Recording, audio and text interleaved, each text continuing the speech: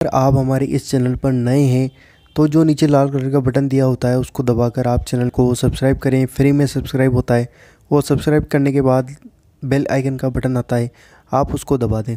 उसको दबाने से होगा ये कि जब भी हम कोई भी वीडियो डालेंगे तो आपको उसका नोटिफिकेशन मिल जाएगा। हेलो दोस्तों, अस्सलाम वालेकुम। मैं हूं अनवार अहमद, आप देख रहे हैं आपका अपना चैनल इस्लामी नदीर।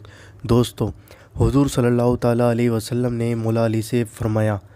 तो दोस्तों, क्या फरमाया आइए जानते हैं इस वीडियो के अंदर।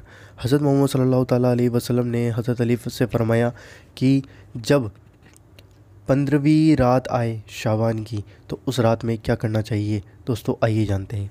हज़रत मौला अली रज़ियल्लाहु ताला अन्हु से रिवायत है, हुजूर सल्लल्लाहु अलैहि वसल्लम ने फरमाया, जब शाबान की 15वीं रात आए तो उस रात में क़याम करो, इबादत करो और उसके दिन में रोज़ा रखो, क्योंकि अल्लाह अज़्ज़ व जल इस रात आसमान दुनिया पर रहमत का नुज़ूल फरमाता है और इरशाद फरमाता है कोई मुझसे मग़फ़िरत चाहने वाला कि मैं उसे बख्श दूँ, है कोई रिस्क मांगने वाला कि मैं उसे रिस्क अता करूँ, है कोई किसी मुसीबत में मुब्तला कि मैं उसे उसकी मुसीबत दूर कर दूँ, है कोई ऐसा, यहाँ तक फ़जर का वक्त हो जाता है।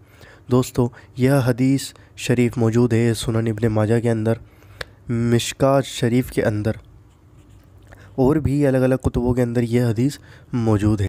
इस वीडियो को ज़्यादा से ज़्यादा शेयर करिए और लोगों तक पहुंचाइए, क्योंकि 15 शाबान की रात में जो इबादत के लिए अभी सवाल उठ रहे हैं उन सब लोगों के सवाल इस हदीस शरीफ से ख़त्म हो जाएंगे।